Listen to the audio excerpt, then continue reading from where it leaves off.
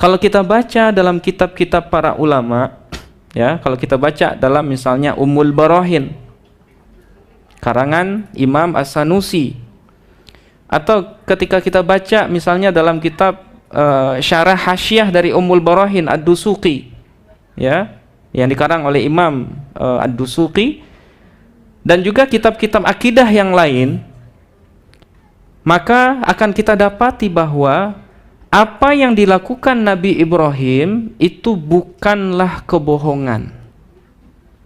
Ya, itu bukanlah kebohongan. Kenapa? Karena tidak mungkin seorang nabi berbohong. Karena tadi sudah kita sepakati bahwa salah satu sifat yang wajib bagi nabi dan rasul itu adalah as-sidqu, jujur. Nah, sekarang mungkin nggak Nabi Ibrahim berbohong? Tidak. Terus bagaimana cara kita memahami hadis tadi? Nabi Ibrahim tidak pernah berbohong kecuali 3 hal tadi. Bagaimana cara memahaminya? Nah, para ulama mengatakan bahwa apa yang dikatakan oleh Nabi Ibrahim itu ditinjau dalam ilmu bahasa Arab, yaitu dalam ilmu balaghah, itu diistilahkan dengan istilah tauriyah namanya. Ya, tauriyah. Nah, jadi bagi Bapak Ibu yang pernah belajar balaghah, ada salah satu istilah dalam ilmu balaghah itu yang disebut dengan tauriyah. Ya, tauriyah. Apa itu tauriyah? Tauriyah adalah sebuah bahasa yang mempunyai 2 makna, makna dekat dan makna jauh. Ya, makna dekat dan makna jauh. Misalnya sakit. Makna dekat sakit apa? Sakit fisik kan? Sakit yang kita pahami sakit itu apa? Yang nggak enak badan, kemudian harus terbaring, ya. Biasanya kalau orang sakit biasanya dia dirawat, dia terbaring, lemah gitu, ya. Nah, itu makna dekat untuk sakit. Ya, makna dekat untuk sakit. Tapi sakit juga punya makna jauh. Ya, misalnya kita pernah bilang ada orang yang marah-marah di pinggir jalan. Ya, dia marah-marah di pinggir jalan. Ketika apa itu?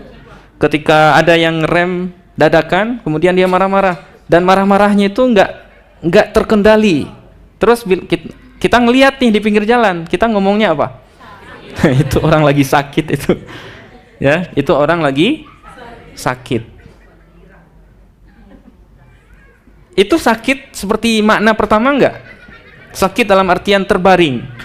Tidak, tapi kita bilang juga sakit kan sama orangnya. Nah, itu disebut dengan makna yang jauh. Bisa, ya. Nah, tauriyah, ya, tauriyah dalam ilmu balaghah itu adalah mengungkapkan sebuah bahasa tapi untuk makna yang jauh. Dan itu bukan dianggap kebohongan. Ya. Jadi ketika Nabi Ibrahim bilang inni saqim, saya sakit, itu yang beliau maksud adalah sakit batin, sakit rohani, melihat kaumnya menyembah sesuatu yang tidak bisa memberi manfaat dan juga mudarat untuk mereka. Jadi beliau ngaku, saya sakit. Sakit apa maksudnya? Sakit qalbu. Maksudnya sakit secara rohani, merasa sakit ketika kaumnya menyembah sesuatu yang tidak layak disembah. Sakit kalbu beliau melihat itu.